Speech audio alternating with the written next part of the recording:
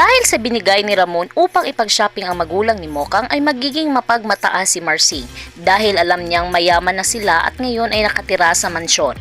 Sa gagawin ni Olga upang ipagkatiwala at mapunta sa kanya ang negosyo ng pamilya Montenegro ay gagamitin niya si David.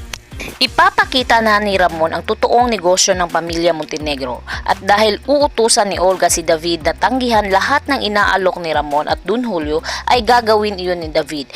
Dahil sa gagawin ni David makakahalata si Ramon na hindi siya totoong Montenegro.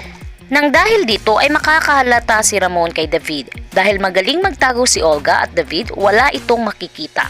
Alam ni David na ang kanyang tunay na ama lamang na si Rigor ang kanyang kakampi.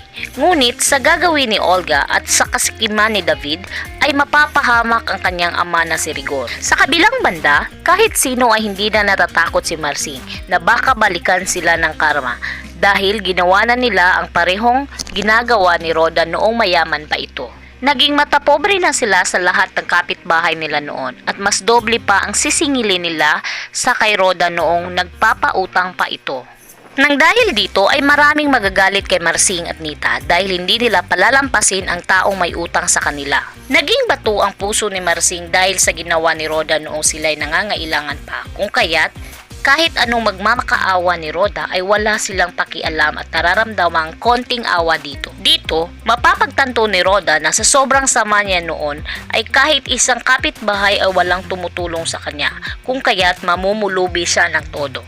Halos lahat ng mga ito ay may galit kay Roda, kung kaya't lahat sila ay nagpapasalamat sa nangyaring karma kay Roda. Dahil sa nangyari kay Roda, si Marsing ang papalit sa kanyang trono. Maraming mababaon sa utang dahil sa kagagawa ni Marsing at mas lalong mapapalago ni Marsing ang binigay na kapital sa asawa ni Mokang na si Ramon.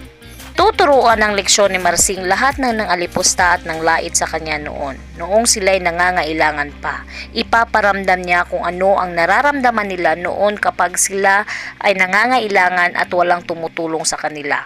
Manliliit ng tao si Marsing tulad ng ginawa ni Roda sa kanila. Please like, share, and subscribe para lagi kang updated. Maraming salamat po!